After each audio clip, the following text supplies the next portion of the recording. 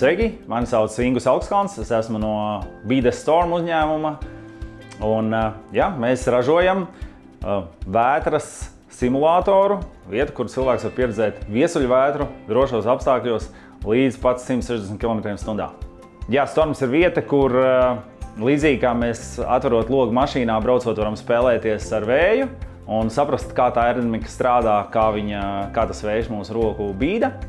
Tā mēs piedāvājam 30 kvadrātmetrus ar drošu platības, kur cilvēks var ar visu ķermeni spēlēties, sajust, kāds ir tas leņķis, pie kura vējš viņu vēl tur, kā mainot ķermeņa pozīciju, tas ceļ augšā tevi vai laiž lejā, kas notiek, kad tu palicies jau pie lielā ātruma, cik tad 1,50 cm, 2 metrus, cik tad viņš tev aiznes atpakaļ.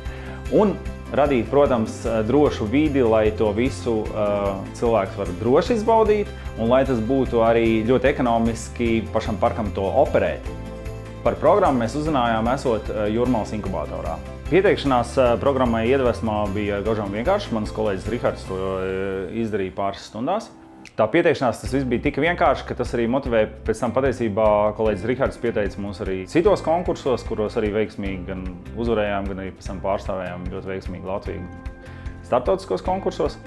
Un tās mazās uzvaras, viņas ir ļoti svarīgas. Ceļš mums ir ļoti garš tas pārdošanas cikls, un tad tās mazās uzvaras motivē visu komandu, un, protams, šie līdzekļi ir ļoti noderīgi. Šis konkrētais finansējums mums aizies pārdošanas vajadzībām, lai startētu pasaules lielākajā izklaides izstādē AJAPA, kas notiks ASV, Orlando, novembrī. Un šobrīd mēs cītīgi gatavojam materiālus marketinga, lai startētu godam šajā izstādē.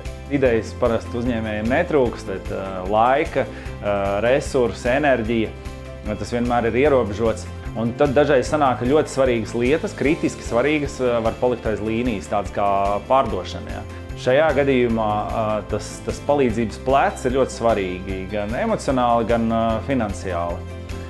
Jo viss, tad tu esi pieņēmis no lēmumu, tu brauks to izstādi, vienalga, protams, viņi tev maksā daudz un tā, bet viss, tu esi pieņēmis lēmumu, tev ir jābrauc, un tev ir jāsameklē tie veidi, kā tad to īstenot, un tev jau ir tas pirmais atbalsts no iedvesmas, lai uz turieni aizbrauktu.